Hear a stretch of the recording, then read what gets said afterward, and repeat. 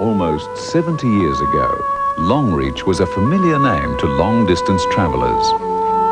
It was the home of Qantas, a small but enterprising airline, creating history by flying distances people had simply never dreamed of.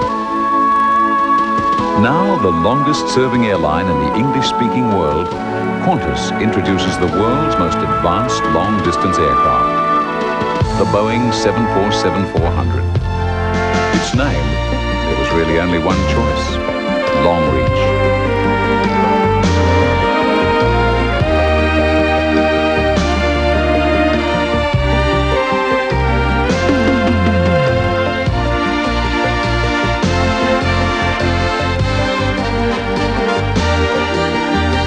Qantas Longreach, the only way in the world to go the distance.